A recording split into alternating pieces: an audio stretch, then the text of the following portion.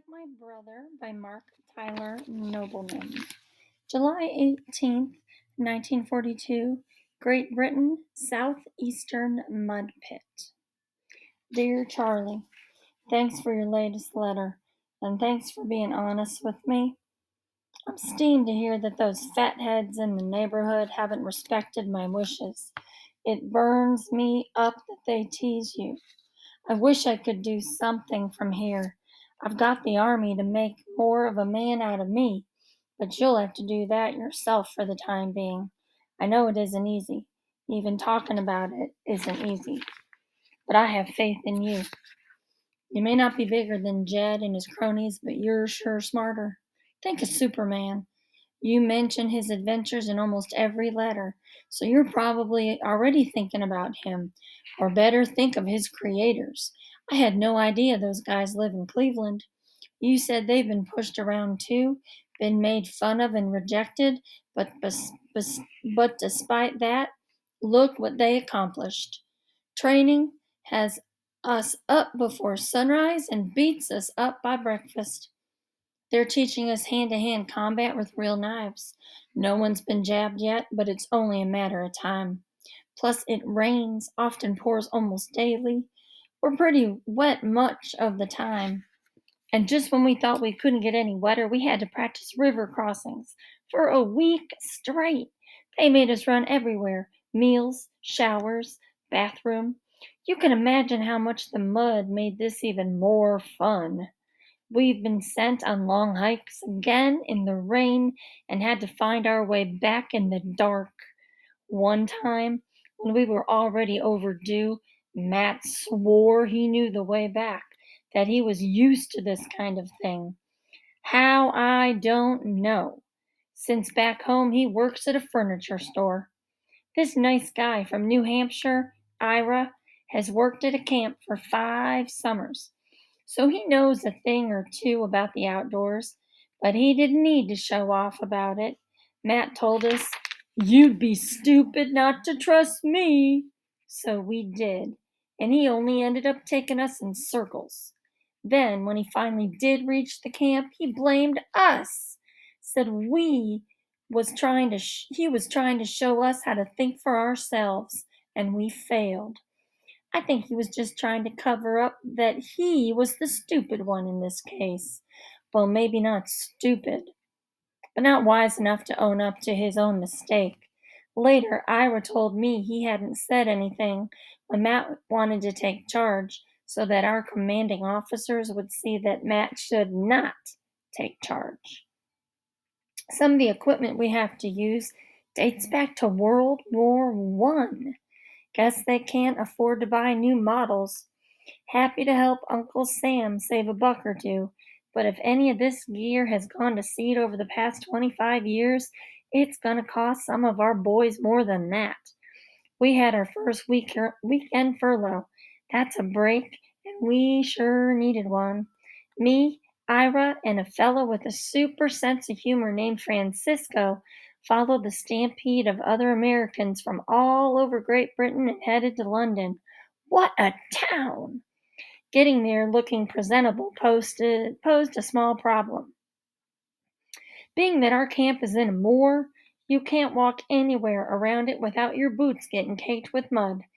So we put wool socks over our clean shoes, trudged to the nearest paved road, stripped off the dirty socks, left them there, and caught a ride to the train to get us to the city. Everyone does it. Said the side of the road is a sock graveyard. Francisco said that's what I call the inside of Matt's head. Like I told you, Francisco's a funny guy. Turns out American soldiers are earning at least 4 times as much money as British soldiers. Turns out the Brits don't much like this. In the pubs, what we call taverns or bars, the Brits make us feel guilty and they seem jealous of us when we talk to British girls. But we're not forcing anyone to do anything. I am pretty sure the girls like our accents as much as we like theirs. They say we remind them of Hollywood movies.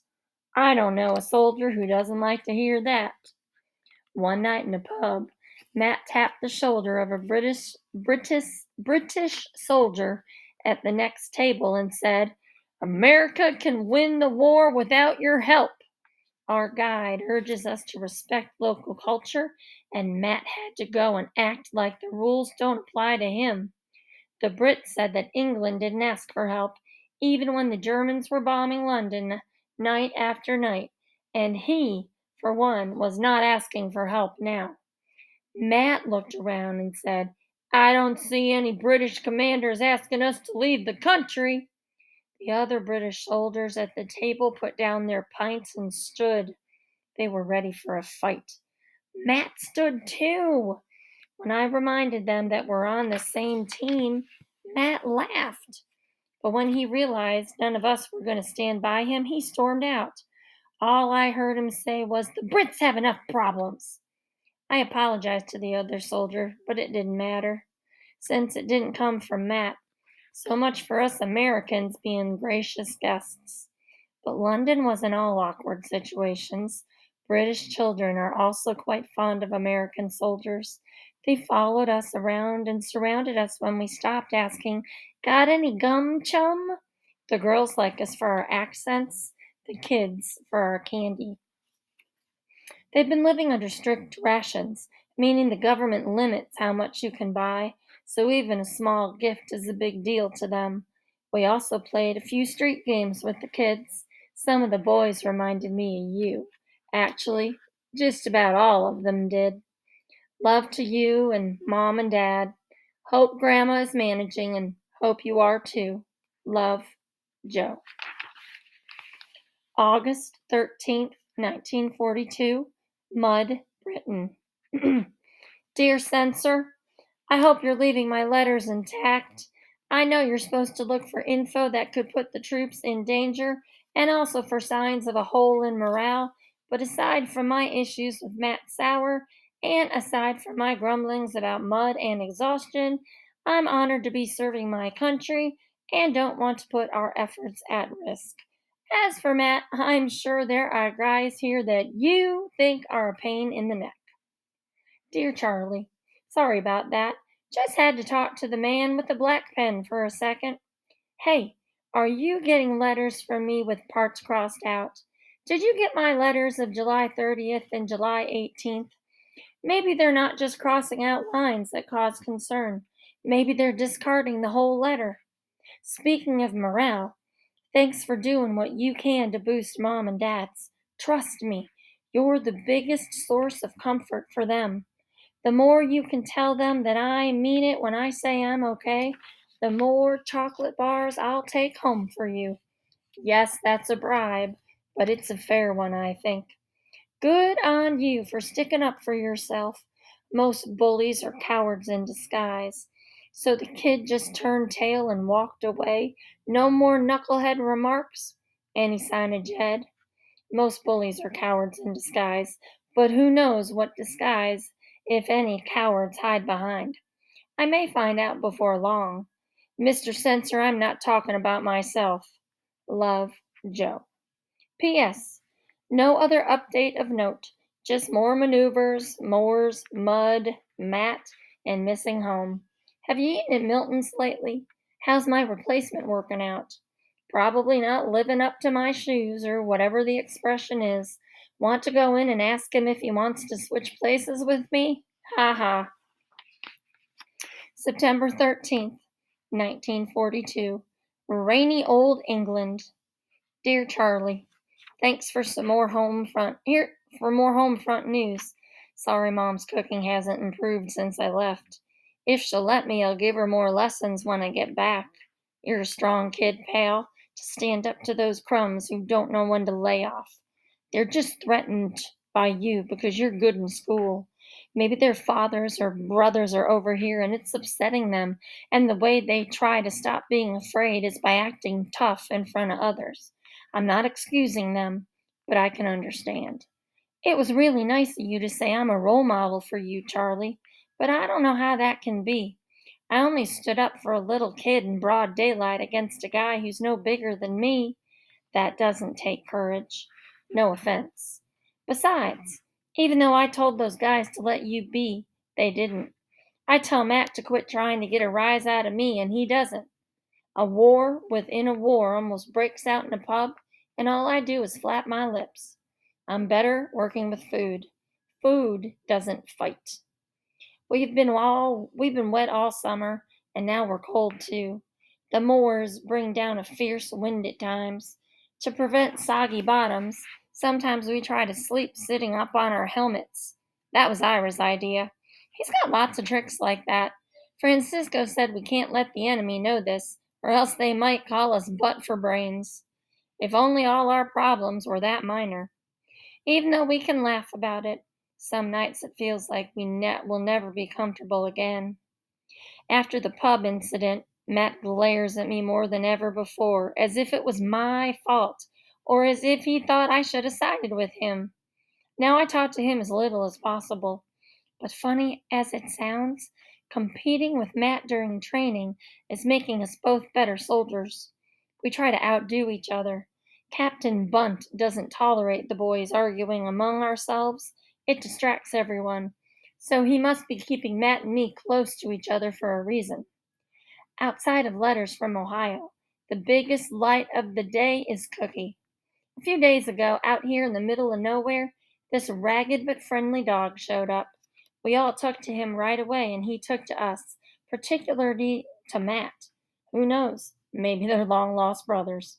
No, I don't want to insult Cookie. That name was suggested by Matt, by the way, and no one objected. I actually like it, but I didn't tell him that. Love, Joe. Day after Thanksgiving, 1942, closer to Plymouth, England than Plymouth Rock. Dear Charlie, my first holiday season away. Thanksgiving is always the one time a year everyone focuses on each other. Dad's not working. Mom's busy at home. This year I hope you were twice as chatty at the table to get their minds off the fact that I'm not there. I was with a mom and a dad, just not ours, obviously. Many Brits invited Yanks to dinner for Thanksgiving. In fact, most of us got more than one invitation. Our superior officers encouraged us to share some of our own rations and care packages with our hosts. We do that anyway. The locals are really suffering under the rationing here. I brought my hosts a can of peas, and they reacted like it was prime rib. Their regular diet is Brussels sprouts, spam, and mutton, so any break from that is worth getting excited about. We were also told not to eat too much, even if our host family set out a big swell spread of food. Mine did, even opened and served my peas right then. They didn't let on about it, but our dinner might have been their entire rations for a week. More than kind under conditions like theirs. No turkey, though. We're all making the best of it, Americans and Brits alike. Ira's family said he looked like Jimmy Stewart from Mr. Smith Goes to Washington. I guess he thought that was a compliment. Francisco told his family the butt for brains story just to hear them repeat butt for brains in a British accent. And then, in the spirit of the season, I can say that Matt's not all bad. He got a letter from his brother, and I saw a tear in his eye. He saw me see him, and I just nodded. Rather than puff up his chest, he nodded back. Progress, I guess. Being in a war zone shows a guy that the list of things he's thankful for is a lot longer than he realized. I'm thankful we're not yet in combat. We wake up each morning not knowing if that's the day we'll be thrown into battle. It wears down a fella's nerves. I'm thankful, and I'm not surprised that Grandma is showing just how tough she is, even though I know she's a pain.